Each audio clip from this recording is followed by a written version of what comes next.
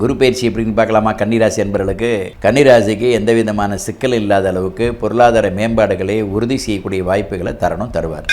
நாம் பல நாளாக எதிர்பார்த்துட்டு இருந்த ஒரு வேலை அல்லது நமக்கு இருக்கிற அந்த டார்கெட் அதை ஃபில்ஃபில் ஆகும். இந்த காலகட்டத்தில் குரு பார்க்க கோடி தோஷம் நிவர்த்தி.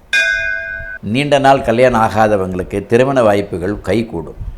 நீண்ட நாள் வேலை கிடைக்காதவங்களுக்கு வேலை கிடைக்கும். பொருள் செயற்கைன்னு வரும். நிலுவையில் உள்ள பணங்கள் வந்து சேரும். எதிர்பார்க்கக்கூடிய மன நிம்மதி கிடைக்கும், அமைதி கிடைக்கும். இப்போ மனைவினால் சுகம் கிடைக்கணும், மனைவி உறவு முறையிலேருந்து சுகம் கிடைக்கணும், கூட்டுத் தொழிலேருந்து சுகம் கிடைக்கணும். இதற்கான வாய்ப்புகளை தாராளமாக கன்னிராசி என்பவர்கள் பெறலாம். நான் ஏதாவது புதுசாக ஏதாவது செய்யலாமா? தாராளமாக செய்யலாம். புதுசாக செய்கிறதுக்கான வாய்ப்புகள் இந்த காலகட்டம் உங்களுக்கு உருவாகும். சரி, எனக்கு நீண்ட நாளாக வர வேண்டிய நிலுவைகள்லாம் வந்து சேர்ந்துடுமா? தாராளமாக வரும். வணக்கம் நேயர்களே, ஆதியந்தம் டிவி நேயர்களுக்கு அனைவருக்கும் இந்த குரு பயிற்சி பலன் எவ்வாறாக அமைகிறது என்பதை காண்போம். குரு பயிற்சி என்று மே மாதம் 1ஆம் தேதி 2024ஆம் ஆண்டு குரு பயிற்சி நடக்குது. இந்த குரு பயிற்சிங்கிறது திருக்கணித பஞ்சாங்கப்படி மத்தியானம் 1:52க்கு மேச ராசியில் இருந்த குரு பகவான் இப்போது ரிஷபராசிக்கு வரப்போகிறார். இந்த ரிஷபராசிக்கு வந்த பிறகு ரிஷபராசியில் ஒரு வருட காலங்கள் ஏறத்தாழ 1 வருடம் 15 நாளுக்கு மேலே அவர் இருக்கார். அடுத்த வருடம் 14ஆம் தேதி மே முடிய அங்கே தான் இருக்கார். 2025 மே மாதம் 14ஆம் தேதி முடிய கிட்டத்தட்ட 375 நாட்கள் பகவான் குரு ரிஷபராசியில் தான் சஞ்சாரம் செய்கிறார். அந்த ரிஷபராசியில் சஞ்சாரம் செய்யும் பொழுது எவ்வாறான பலன்கள்லாம் நாட்டுக்கும் 12 ராசிக்காரர்களுக்கும் எவ்வாறாக அமைகிறது அப்படின்னு பார்க்குறதுக்கு தான் நாமெல்லாம் எல்லாம் ஆர்வமாக ஆவலோடு இருக்கும். அந்த அடிப்படையில் இந்த குரு பகவான் இந்த பயிற்சி எப்படி சிறப்பானதுங்கிறத பற்றும் ஒரு சின்ன விளக்கம் கொடுக்குறேன். காரணம், பகவான் குரு இயல்பாக நம்ம இறைவன் குரு பார்க்க கோடி தோஷம் நிவர்த்தினா அந்த குரு பகவான் தலைமை அப்படிங்கிறதுக்கான ஒரு பொறுப்பு. அந்த தலைமைங்கிற ஒரு பொறுப்புக்கு குரு தட்சிணாமூர்த்தியா இல்லை நவகிரகத்தில் உள்ள குருவாங்கிற சின்ன ஒரு பேதம் போயிட்டே இருக்குது. ஆனாலும் எல்லாத்துக்கும் தாண்டி பகவான் பரமேஸ்வரனே குருவாக இருக்கிறார் அப்படிங்கிறது தான். அந்த அடிப்படையில் குரு பகவான் மேஷராசியிலிருந்து ரிஷபராசிக்கு போகும்பொழுது ரிஷபராசி இன்னொரு குரு, அதாவது தேவகுருன்னா குரு பகவான், அசுரகுருன்னா சுக்கிர பகவான். சுக்கிர பகவானோட வீடு அப்படிங்கிறது ரிஷபம். அந்த ரிஷபத்துக்கு அவர் பயிற்சி ஆகிறார். இந்த ரிஷபம் அப்படிங்கிறது யாருக்கு? ரிஷபம்னாலே காளைன்னு பேர். காளைங்கிறது யாருடைய வாகனம்னா சிவபெருமான், நந்தியம்பெருமான் தான் காளை. அதனால் இந்த ரிஷபராசிக்கு ஒரு தனிச்சிறப்பு உண்டு. சுக்கிரனுக்கு 2 ராசி உண்டு, ரிஷபமும் உண்டு, துலாமும் உண்டு. ஆனால் துலாத்தை காட்டிலும் ரிஷபத்திற்கு மிகச்சிறந்த ஒரு யோகத்தை தரக்கூடியதாக அந்த ரிஷபம் அப்படின்னாலே மக்கள் மத்தியில் ஒரு தனிச்சிறப்பு உண்டு. அந்த அடிப்படையில் ரிஷபராசிக்கு பகவான் குரு வர்றதுனால தேவகுருவும் அசுரகுரு வீட்டுக்கு போகிறதுனால அசுரகுருவும் இணைவதற்கான சந்தர்ப்பம், சூழ்நிலைகள் இந்த குரு பயிற்சியில் இருக்குது. ஆகவே இது சிறப்பான ஒரு குரு பயிற்சியாக நாம் கருதலாம். அந்த அளவுக்கு நாட்டு மக்களுக்கும் மற்ற இதில் இருக்கக்கூடிய அனைத்து ஜீவராசிகளுக்கும் குரு பயிற்சியினால் இருக்கக்கூடிய சிறந்த ஒரு பலனை இந்த ஆண்டு குரு பகவான் நிச்சயமாக வழங்குவார் அப்படிங்கிறதுல எந்த விதமான சந்தேகமும் யாருக்கும் வேண்டாம். ஆகையினால் குரு பகவான் சிறந்த ஒரு பலனை இந்த வருடம் கொடுப்பார். இது ஒரு பக்கம், அது பகை அப்படிங்கிற மாதிரி குருக்கு சுக்கிரன் பகை இல்லைங்களா, குரு பகவான் ரிஷபத்தில் பண்ண பகை இல்லையா, இப்படிங்கிற பேதம் இருந்துக்கிட்டே தான் இருக்கும். அதை பற்றி நம்ம அதை எடுத்துக்கூடாது. ஏன்னா ஜோதிடம் எப்படி பார்க்குறோமோ அந்த அடிப்படையில் தான் அந்த ஜோதிடத்துடைய பலன்களும் ஜோதிடத்திற்கு தகுந்த ஒரு விஷயங்களும் நமக்கு தெரியும். அந்த அடிப்படையில் இது பகை இல்லையா, பகைதானா அப்படிங்கிற கேள்விகள்லாம் இங்கே வேண்டாம். ரிஷபம் அப்படிங்கிறது சிறந்த ஒரு அற்புதமான, ஏன்னா சரளக்கணத்துலேருந்து சிரளக்கணத்துக்கு போகிற சிரமாக இருந்து நமக்கு ஒரு அனுகிரகத்தை அருள் புரியறதுக்கு காத்துட்ருக்கிறாரு. அது மட்டும் இல்லாமல் அவர் விசேஷமாக குரு பகவான் இந்த வருடம் குரோதி வருடம். அது இந்த குரோதி வருடம் அப்படிங்கிறது நிறைய பயமுறுத்தல் இருக்குது. குரோதம்னா பகை, விரோதம், இப்படிங்கிற மாதிரியான யுத்தம், இந்த மாதிரி நிறைய இருக்கக்கூடிய இந்த காலகட்டத்தில் குரு பகவான் அற்புதமான ஒரு நிலையில் நமக்கு ரிஷபத்தில் சஞ்சாரம் பண்ணுவது இது என்னை பொறுத்த அளவில் என்னுடைய கருத்து, நான் சொல்லக்கூடிய என்னுடைய இன்னும் சொல்லப்போனால் என்னை பின்பற்றக்கூடிய அனைத்து மக்களுக்குமே இந்த குரு பயிற்சி சிறப்பாகவே இருக்கும், பொதுவாகவே மக்களுக்கு அப்படிங்கிறத நான் சொல்லிட்டு வரேன். அதைத்தான் இப்பயும் உங்கள்கிட்ட நான் சொல்கிறேன். அதனால் இந்த குரு பகவான் சிறந்த ஒரு பலனை இந்த ஆண்டு குறிப்பாக 2024 மே மாதம் 1ஆம் தேதி முதல் அடுத்த வருடம் முடிய ஓராண்டு காலத்துக்கு மேலாக குரு பகவான் இங்கே வீற்றிருக்கிறார். அவருடைய பலன்கள் பூரணமாக எல்லா நாட்டு மக்களுக்கு சகலமும். ஏன்னா குரு என்னென்னலாம் செய்வார் அப்படின்னு கேட்டால், குரு பகவான் பொறுப்புகள் ஏற்படுத்தக்கூடியவர். இந்த பொறுப்புகள்லாம் நல்ல அரசாங்கம் அமையணும், நல்ல ஆட்சியாளர்கள் அமையணும், நல்ல மனோபக்குவம் உள்ள ஆட்சியாளர்கள் அமையணும், மக்கள் எந்த விதமான நோய் நொடி இல்லாமல் இருக்கணும், பசி பட்டினி இல்லாமல் இருக்கணும், கேட்டது கிடைக்கணும், பொருளாதார மேம்பாடு அதிகமாக இருக்கணும், தொழில் வளம் சிறப்பாக இருக்கணும், விவசாயம் சிறக்கணும். இதெல்லாம் இருந்தால் தான் மக்கள் சௌக்கியம் அடைவாங்க. இதெல்லாம் தருவாரா? நிச்சயமாக தருவார், நம்ம எதிர்பார்க்கலாம். அதனால் இன்றைக்கி பாருங்கள், தங்கம் அப்படியே ஏறிட்டே போகுது. தங்கத்தோட விலை குறையணும் அப்படிங்கிறதுக்கான வாய்ப்புகள் குறையுமா அப்படிங்கிற ஒரு கேள்வி எல்லா மக்கள் மத்தியிலையும் இருக்குது. அதெல்லாம் தங்கத்துக்கு அதிபதி பகவான் குரு தான். அதனால் அவர் குறையணும் இல்லையா? ஏன்னா தங்கம் ஏறும்போது வெள்ளிக்கு சுக்கிரன் அதிபதி. ஆக சுக்கிரன் வீட்டுக்கு அங்கே போகிறாரு. அப்போ என்ன செய்யணும் அப்படின்னா, நமக்கு தங்கம் இறங்குமுகமாக இருந்தால் சராசரி மக்கள்கள் வாங்குவதற்கு வாய்ப்புகள் இருக்கும். அது இருக்குமா இந்த ஆண்டு? கண்டிப்பாக ஒரு எந்த அளவுக்கு ஏற்றம் இருக்கோ அந்த அளவுக்கான இறக்கமும் உண்டு. ஆனால் அந்த காலகட்டம் கொஞ்சம் நம்ம காத்திருக்க வேண்டிய அவசியம் இருக்கும். ஏன்னா குரு பகவான் மே மாதம்தான் 1ஆம் தேதி போகிற அன்றைக்கே நமக்கு அதை பார்க்க மாட்டார். அந்த காலகட்டத்துக்கு பிறகு இந்த வருடம் முழுவதும் இருக்கக்கூடிய காலத்தில் நமக்கு அதுக்கான இறக்கத்தை அவர் தந்தே ஆகணும் அப்படிங்கிறதுல மாற்றுக்கிறது இல்லை, நம்ம எதிர்பார்க்கலாம். இது ஒரு பக்கம். அப்புறம் நல்ல மழை பெய்யணும் இல்லையா? நல்ல மழை பெய்யுமா? சரி, நாட்டில் சுபிட்சை ஏற்படணும்னா மழை இருந்தால் தான் விவசாயம் செழிக்கும், நீர்வளம் பெருகணும். நீர்வளம் பெருகிறதுக்கான வாய்ப்பு அவர் தருவாரா? கண்டிப்பாக தருவார், நம்ம எதிர்பார்க்கலாம். அதற்கான வாய்ப்பு இருக்குது. ஜலராசி அப்படின்னு சொல்லக்கூடியதில் நல்ல விசேஷமாக அங்கே உட்கார வேண்டிய சுக்கிர பகவான் அதற்கான ஒரு இவர் தான். அதனால் அந்த இடத்துல குரு உட்கார்றது விசேஷம். அப்படி குரு உட்காரும்போது அவருடைய பார்வை 3 பார்வைகள் உண்டு. கன்னி 5ஆம் பார்வையாக பார்ப்பார். கன்னிங்கிறது கன்னி ராசிக்காரர்களை குரு பார்வை, திரும்ப விருச்சிக ராசி என்பர்களை பார்ப்பது, திரும்ப மகர ராசி என்பர்களை பார்ப்பது. இதெல்லாம் இந்த மகர ராசியில் இருக்கக்கூடியவர்களுக்கு மகரத்தை பார்க்கறதுனால விசேஷம், விருச்சிகத்தை பார்க்கறது விசேஷம், அதற்கடுத்தது கன்னியை பார்க்கறது விசேஷம். இதில் 3 ராசிகள் மட்டும் கொஞ்சம் தெளிவாக நம்ம எடுத்துக்க வேண்டிய இந்த புனர்பூசம், விசாகம், புரட்டாதி. இந்த புனர்பூசங்கிறது மிதுன ராசியில் வரும். அந்த மிதுன ராசியில் இருக்கும்போது குரு பகவானுக்கான ஒரு சூழலை நம்ம அவங்கள்ட்டேருந்து இருக்கக்கூடிய சில அனுகிரகங்கள் வாங்கிறதுக்கு நம்ம அவங்களுக்கு அதிகமான நம்ம வழிபாடுகள் அதிகரிக்கணும்.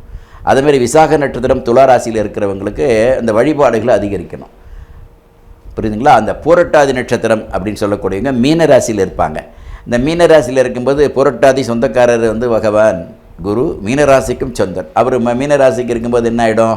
இயல்பாக அவருடைய 3ஆம் இடத்துக்கு, மீனராசிலேருந்து 3ஆம் இடத்துக்கு தான் பயிற்சி ஆகிறார். ஆக இந்த 3 ராசிக்காரர்கள் எந்த அளவுக்கு குரு பகவானை வழிபடுகிறார்களோ அந்த அளவுக்கு அவங்களுக்கு பிரச்சனைகள் குறைவாக இருக்குங்கிறத நம்ம தெளிவாக இந்த ஆண்டை பொறுத்தவரை இந்த 3 ராசி. ஏன்னா குருவோட நட்சத்திரமே புனர்பூசம், விசாகம், புரட்டாதி. அகில குரு பகவான் நம்ம ரிஷபத்துக்கு போகிறார். அகில இந்த 3 ராசிக்காரர்கள் குறிப்பாக புனர்பூச நட்சத்திரக்காரர்கள் அப்படிங்கும்பொழுது அவங்க மிதுன ராசியில் இருப்பாங்க. கடகராசி உண்டு. அதேமாரி விசாக நட்சத்திரம் துலா ராசி உண்டு. 4ஆம் மாதம் விருச்சிக ராசி உண்டு. புரட்டாதி நட்சத்திரம் கும்பராசிக்காரர்கள் உண்டு. மீனராசிக்காரர்களுக்கு நாம் எச்சரிப்போம், கும்பராசிக்காரர்களுக்கு விசேஷத்தை கொடுப்போம். இதுதான் உண்மை. ஆகினால இந்த தெளிவை நாம் கரெக்டாக புரிஞ்சுக்கணுங்கிறதுக்காக குரு பகவான் இதெல்லாம் நாளைக்கு செய்ய போகிறார். இந்த மாதிரியான வாய்ப்புகள் அப்போ நாட்டு மக்கள், நாட்டு ராஜாக்கள்லாம் சிறப்பாக இருக்கணும் இல்லையா? நிச்சயமாக அந்த நாட்டு ராஜாக்களுக்கான சிறந்த ஒரு பலனை தாராளமாக தரணும். ஆட்சியில் இருக்கக்கூடியவர்கள் நல்ல சிந்தனையாளராக இருப்பாங்க, நிறைய நன்மை செய்யக்கூடிய, நாட்டுக்காக சிந்திக்கக்கூடிய பெரும்பாலான அந்த சிந்தனைகள் நாட்டு மக்களுடைய வளர்ச்சியை நோக்கி இருக்கக்கூடிய அரசு அமையும். அதற்கான வாய்ப்புகள் உண்டு.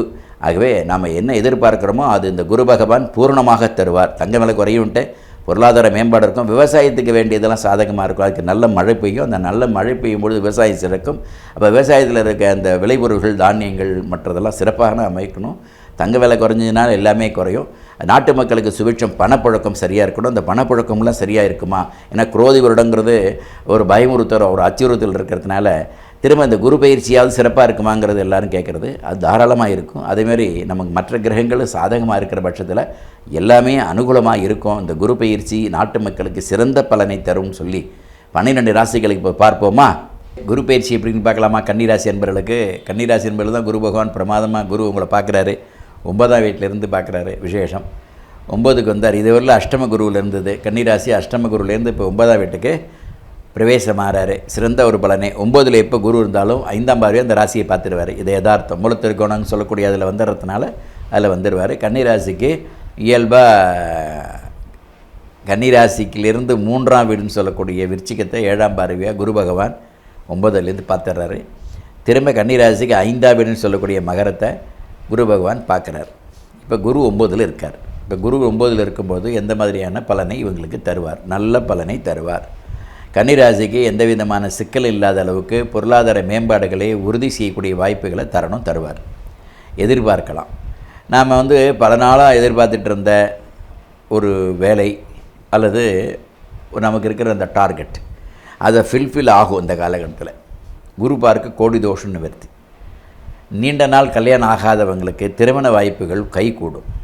நீண்ட நாள் வேலை கிடைக்காதவங்களுக்கு வேலை கிடைக்கும். பொருள் செயற்கையின் வரும். நிலுவையில் உள்ள பணங்கள் வந்து சேரும். எதிர்பார்க்கக்கூடிய மன நிம்மதி கிடைக்கும், அமைதி கிடைக்கும். நல்ல உறவு முறைகள்லேருந்து இருக்கக்கூடிய நல்ல உறவுகள் மேம்படும். தன் பெற்ற குழந்தைகள்னால தன் ஆதாயத்தை பெறணும். இதற்கான வாய்ப்புகள் உண்டு. கன்னிராசிக்கு சிம்மம் 12ஆம் வீடு. இந்த 12ஆம் வீடுங்கும்போது அதற்குரிய கிரகம் பகவான் சூரியன். சூரியன் பிதிர்காரகன். இப்போ பிதிர்காரகனாக இருக்கும்போது நமக்கு 9ஆம் வீட்டுக்கார அதிபதி இப்போ 9ல் தான் உட்கார்றார். யார்? குரு பகவான் 9ல் உட்கார்றார். 9ங்கிறது பொதுவாக பிதிர 9 பாக்கியத்தை கொடுத்தாலும் கூட பிதுருங்கிற ஸ்தானத்தையும் கொடுக்கும். ஆகவே நமக்கு அவங்களுக்கு தன்னுடைய பெற்றோர்களுக்கு செய்ய வேண்டிய கடமைகளும் நிறைய கன்னிராசி என்பவர்களுக்கு உண்டு. அப்போ பெற்றோர்களுக்கு நம்ம என்னென்ன செய்யணும் அப்படிங்கிறத வலுவாக நம்ம தெரிஞ்சுக்கிட்டு அதற்கு தகுந்த மாதிரி அவங்கள்டேருந்து இருக்கக்கூடிய அந்த அனுகிரகத்தையும் அவங்களுக்கும் நமக்கு கிடைக்கிறதுக்கான வாய்ப்புகள் உருவாகும். அதேமாரி தான் பெற்ற குழந்தைகளுக்கு செய்ய வேண்டிய கடமையை பெற்றோர்கள் செய்கிறதுக்கும் வாய்ப்புகள் உருவாகும். இதெல்லாம் இந்த குரு பயிற்சினால் ஒரு அனுகூலமான பலனை குரு பயிற்சி உங்களுக்கு தரும். ஒன்று.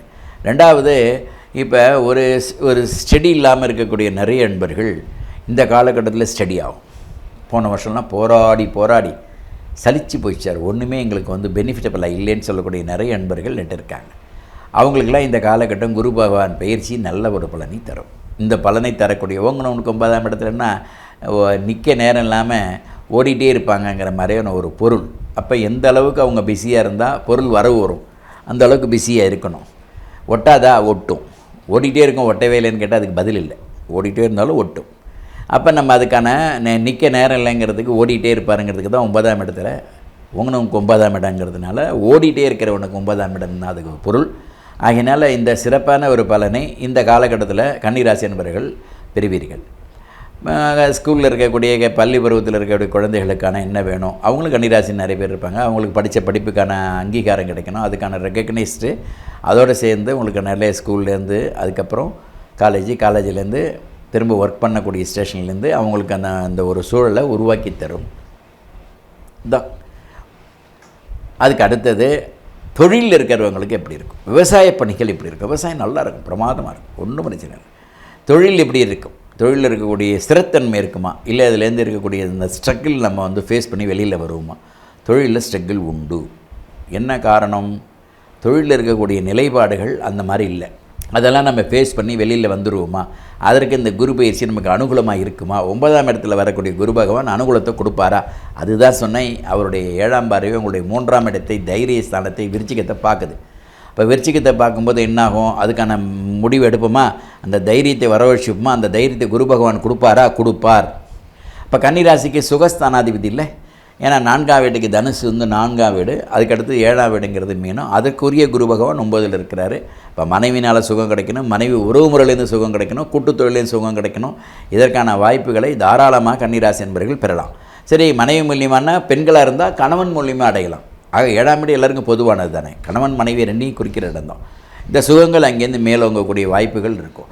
வீடு வாகனங்கள் நிலங்கள் வாகனங்கள்லாம் மாற்றி அமைக்கிறதுக்கோ வீடு வாங்குறதுக்கோ நிலம் வாங்குறதுக்கோ ஒரு பொருளாதார மேம்பாடுகளை குரு பகவான் தருவார். அப்போ வீடு வாங்கலான்னு சொல்கிறீங்களா சார்? தாராளமாக வாங்கலாம். வாங்கின வீட்டை ரெனோவேஷன் பண்ணலாம், இல்லை வாங்கின லேண்டில் வீடு கட்டலாம். அந்த எக்ஸ்பென்சிவ் நீங்கள் செய்யக்கூடிய வாய்ப்புகளை இந்த குரு பயிற்சி உங்களுக்கு தரும் கன்னிராசி என்பவர்களுக்கு. அப்போ ஒரு ஒர்க் மேல் ஆஃபீஸர் கீழ் ஆஃபீஸ் இந்த மனஸ்தாபங்களை நிவர்த்தியாகி நல்ல சுமூகமான உறவுகள் வரும். நல்ல தலைமை ஏற்பட வேண்டிய அவசியம், நல்ல தலைமை ஏற்படும். அந்த தலைமைக்கான ஒரு குரு பகவான், குருனாலே தலைமை தானே. அந்த தலைமை நல்ல இடத்துல உட்காரும் பொழுது நல்ல சுபமான இடத்துல ஸ்திரமான இடத்துல உட்கார்றாரு. அப்போ சிரமமாக இருக்கும் இல்லையா, அதுக்கான வாய்ப்புகள். 2 பேருமே நல்லவர்கள். நியாயமாக குரு சுக்கிரன் 2 பேரும் சுபக்கிரகங்கள். நிறைய இடத்துல குருவுக்கு சுக்கிரன் பகை, சக்ரனுக்கு குரு பகைங்கிற மாதிரியான ஒரு கோட்பாடுகள் இருக்கத்தான் செய்யும். ஆனால் 2 பேரும் ஒன்றா கூடலாம். ஏன், நியாயமாக நம்மளுடைய குரு பகவான் அப்படின்னு எடுத்துக்கிட்டிங்கன்னா அவர் வந்து சிவபெருமானை நம்ம எடுத்துக்கிறோம், திரும்ப சுக்கிர பகவான் அம்பாலை தான் எடுத்துக்கிறோம், தான் உண்மை. அப்போ 2 பேரும் ஒன்று கூடுவதற்கான வாய்ப்பு மகிழ்ச்சி கூடும் அல்லவா. அந்த மகிழ்ச்சி 9ல் கூடும்போது இந்த கன்னிராசிகளுக்கு நிச்சயமாக கூடும். அப்போ கணவன் மனைவிங்கிறது மட்டும் இல்லாமல் பெற்றோர்களுக்கும் 2 பேருக்கும் நல்ல சிறந்த ஒரு தாய் தந்தையர்களுக்கு சிறந்த ஒரு பலனை தர வேண்டிய அவசியம் இருக்கும். அதனால் ஒரு தலைமைங்கிறது குடும்பத்தில் தலைமை, நாட்டுக்கு தலைமை, இது 2மே உங்களுக்கு வந்து சிறந்தல இது வந்து அமையும். கன்னிராசி என்பவர்களுக்கு சிறப்பாக இருக்கும். நான் ஏதாவது புதுசாக எதாவது செய்யலாமா, தாராளமாக செய்யலாம். புதுசாக செய்கிறதுக்கான வாய்ப்புகள் இந்த காலகட்டம் உங்களுக்கு உருவாகும். சரி, எனக்கு நீண்ட நாளாக வர வேண்டிய நிலுவைகள்லாம் வந்து சேர்ந்துடுமா, தாராளமாக வரும். அந்நிய செலாவணைகள் எந்த அளவுக்கு சாதகமாக இருக்கும், பெனிஃபிட்டபுளாக இருக்கும், போகக்கூடிய நல்ல இதெல்லாம் வந்து உங்களுக்கு பெனிஃபிட்டபுளாக அமையத்துக்கான வாய்ப்புகள்லாம் உண்டு. ஆரோக்கிய குறைபாடு நிச்சயம் சின்ன சின்ன குறைபாடுகள் இருக்கும், அதை நம்ம கவனமாக, இன்னும் சொல்ல போனால் குறிப்பாக சுகஸ்தானம் சொல்லக்கூடிய அப்டம் வயிறு சம்பந்தமானதில் நம்ம கவனமாக கையாள வேண்டிய காரணம். பேக் பெயின் கொஞ்சம் சின்ன சின்ன இடையூறுகளை தரும், அதெல்லாம் நம்ம கவனமாக கையாண்டோம்னா எந்த தொந்தரவும் வராது. வாகனங்களும் கொஞ்சம் கவனமாக போகிறது தான் நல்லது. ஏன் அப்படின்னு சொன்னால் வாகனாதிபதியே அவரே தான். அதெல்லாமே உங்களுக்கு வந்து கன்னிராசிக்கு 6ஆம் வீட்டில் சனி பிரமாதமான நிலையில் இருக்கார். அதெல்லாம் உங்களுக்கு சிறந்த ஒரு பலனே. இந்த 2.5 வருஷம் நல்ல சனினால் நிறைய பெற வேண்டிய அவசியம் இருக்குது. இப்போ பெறது இப்போ குரு பயிற்சி பற்றி சொல்ல வரும்போது அவரையும் சொல்ல வேண்டிய கட்டாயம் வருது. குரு பகவான் அனுகூலமான கிரகமாக இருக்கிறதுனால கன்னிராசி அன்பர்கள் தைரியமாக எடுக்கிற முடிவுகள் உங்களுக்கு வெற்றியை தரும், பாதகமே தராது. எச்சரிக்க வேண்டிய அவசியம் இல்லை. சாதகமான ஒரு பலனை பெறுவீர்கள், பெற வேண்டும் என்று வாழ்த்துக்கிறோம். நன்றி, வணக்கம்.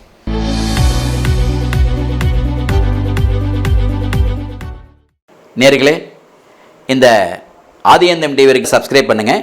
சப்ஸ்கிரைப் பண்ண பிறகு ஷேர் பண்ணுங்கள், லைக் பண்ணுங்கள், பெல் பட்டனை மறக்காமல் அழுத்துங்க.